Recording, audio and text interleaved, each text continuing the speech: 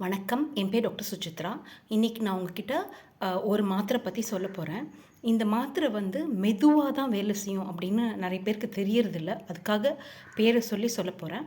இது வந்து doctor prescribe பண்ணியிருந்தாங்கன்னா, எப்படி எடுத்துக்கணும்னு தான் உங்களுக்கு சொல்லப் போறேன்.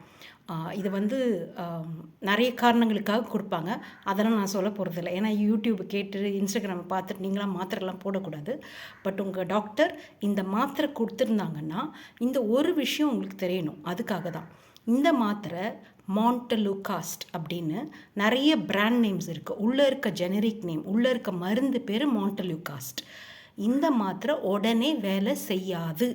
அத நீங்க தெரிஞ்சுக்கணும். எதுக்காகன்னா, வெறும் மாண்டலுகாஸ்ட் போடாம, அதோட மாண்டலுகாஸ்ட் எல்சி அப்படின்னு யூசுவலா சேர்த்து குடுப்பாங்க. அந்த எல்சின்றது லீவோசிட்ரிசின். அந்த பார்ட் வந்து உடனே வேலை செய்யும். அதுக்காக தான் சேர்த்து குடுக்கறது. பட் இப்ப எங்களுக்கு வந்து ஒரு 2 நாள் கழிச்சு இது சரியானா போதும் அப்படின்னு தோணுச்சுன்னா, மாண்டலுகாஸ்ட் மட்டும் குடுப்போம். இப்போ வந்து சில பேஷண்ட்ஸ்க்கு வந்து ஆஸ்மாக்காக நான் வந்து என்ன சொல்வேன், அந்த வின்டர் சமயத்தில மட்டும் வர்றவங்களுக்கு, ஆஸ்மா ஜாஸ்தி வீசிங் ஆகுறவங்களுக்கு, மாண்டலுகாஸ்ட்ட நீங்க வந்து அந்த வின்டர் சமயத்தில மட்டும் போட்டுருங்க. அது கொஞ்சம் விலை ஜாஸ்தியான மாத்திரை. அதனால எல்லா நாளும் போட தேவையில்ல. நீங்க வந்து மாண்டலுகாஸ்ட் வந்து வின்டர்ல வரப்போகுது, உங்களால மழைக்காலத்தில உங்களுக்கு வீசிங் வரப்போகுதுன்னு தெரிஞ்சா, நீங்க ஒரு முன்னெச்சரிக்கையாவே அத போட ஆரம்பிச்சிடலாம். ஏன்னா, வீசிங் வந்த பிறகு அது கேட்கறதுக்கு டைம் ஆகும். ஒரு 2 நாள் ஆகும்.